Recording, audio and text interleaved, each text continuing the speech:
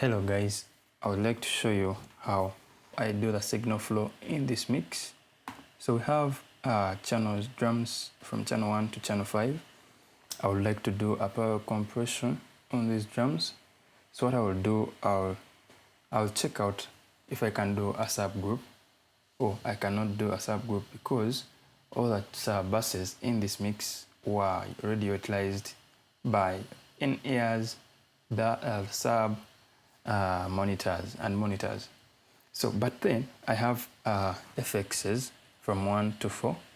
So what I will do, I'll use FX3 for this case, where I have already sent their volume into FX3. But then FX3, I receive it as an FX return in FX3 here to the main left right. But then when I want to do that effect, I want to achieve it when it is all in one place to control the feel of the drums. So what I will do, I'll go to the individual channels, that is channel 1, kick. I'll select it, send it to DCA4 that I want to use as a point to control, which is here, the one we see here, which I want to use as a control for the drums. So I'll select also the snare into DCA4. I'll put toms also in DCA4, as well as the overhead. So when we go to FX3, we have all our drum heads, that is kick, snare, tom 1, and floor tom in that specific area. Let's mute all the rest of the tracks so we can listen to only drums without the parallel compression. That's why I've muted FX3.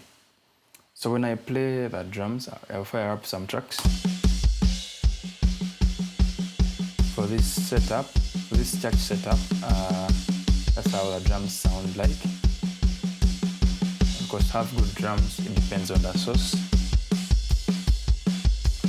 But then you hear that the drums are playing, but they don't have much energy. They're not so punchy. So for me to have a different feel of drums, I'll have a hard compression. Let's first mute the drums. I'll have a hard compression on these drums. In this case, I'll use a stereo laser compressor. I'll have a hard compression on them. I'll send the signal, then do some changes on the compressor itself. So let's listen to how the sound will be like, and how the power compression sound will be like. When we open our drums channel, that's what we hear.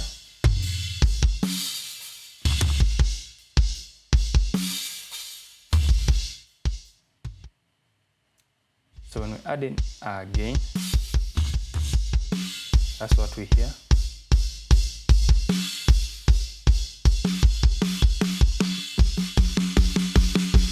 When we reduce on how much we are compressing, that's how they sound like. So we add in more compression. That's why we see that it is compressing really hard on the signal. So let's listen with a compressed signal and a non-compressed signal that is going direct to the DCA. So what I will do in this setup, I'll go to this specific FX return, select it, go to FX, so go to DCA, select it to go to direct to DCA4. Why am I sending it DCA4? I want to have a single place to control all the drums at once.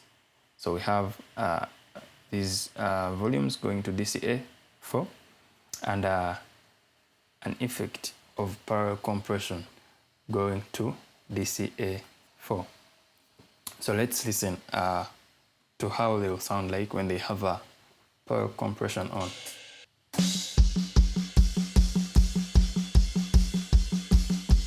So that's how our drums sound like with barrel compression. That's without barrel compression. We add in barrel compression. That's how the drums sound like without. With barrel compression. Without. With barrel compression.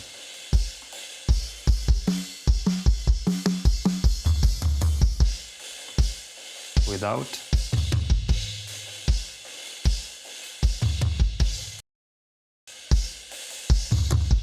That's without barrel compression.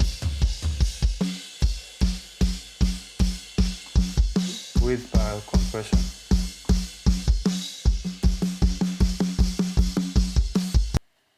Let's go to the bass guitar. When we open up our bass guitar, it's the only channel that goes direct to the main left-right in this setup. It is the only channel that goes direct to the main left-right.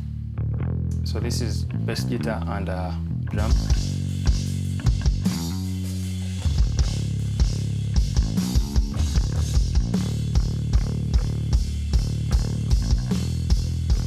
For us to control the mix, when I mute DCA4 and the bass guitar on its self mute channel, we go to electric and keys. So electric and keys are routed in a way that they go to the main left-right in a bus format. How do I do it? So we have electric here as channel 7. We send it to FX4. Then it comes back as a return at FX2 here. So basically what we'll do here, what I would wish to do like on electric and keyboard, I like to have a multiband compressor on those instruments. Want to control their dynamics, like reduce most of the times the noise that usually is in those instruments. We'll use a stereo combinator for this case. So we have electric. I'm going to unmute electric and keys. Usually they come back at FX2 here. So when I unmute, so we can hear.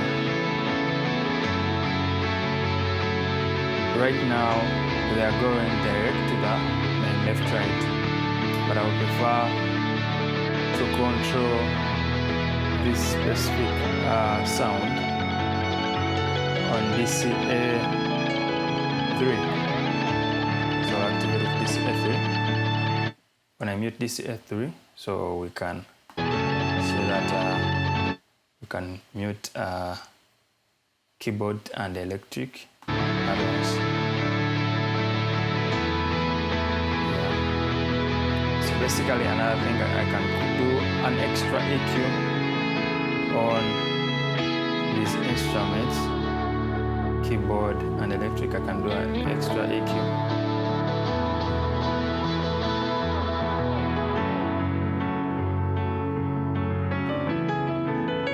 Matching this to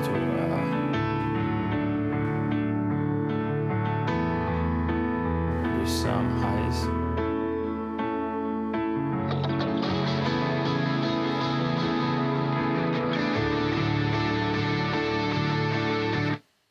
When we go to the vocals, we have our lead microphone. Right now, it's going direct to the main left-right. So if it is going direct to the main left right, I would wish to send it to DCA1 so that I can control it from this point.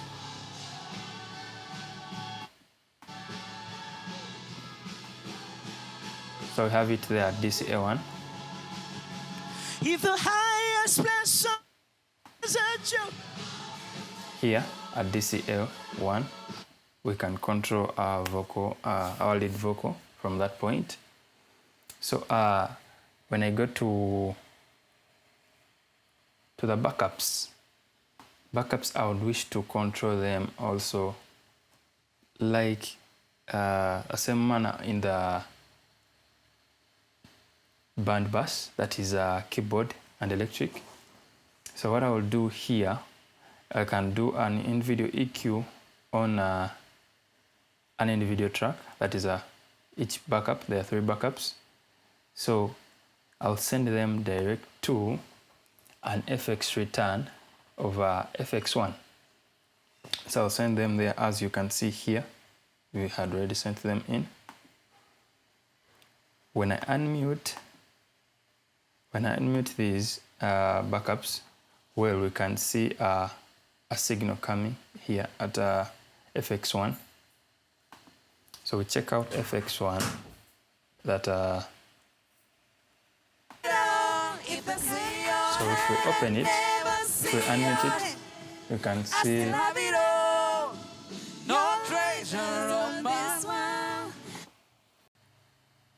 when I unmute FX1, you can hear them.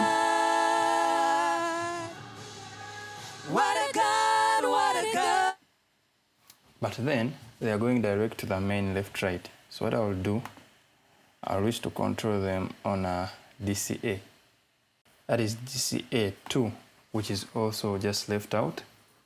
So when I unmute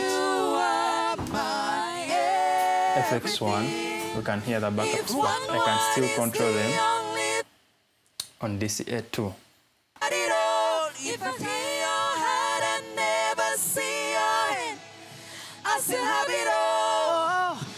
When I open DCA once, I have the lead singer. When I open DCA3, I have the keyboard and electric. When I open DCA4, you can hear the drums. So one thing that goes to the main left right is the drum, the bass guitar, which is this one here.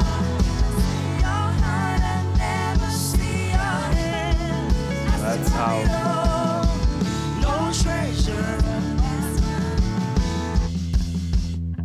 So that's how I can achieve. That's how I can achieve bass mixing on an xair18, whereby all the auxes that would have worked as subgroups had already been occupied by monitors or sub. Thank you guys.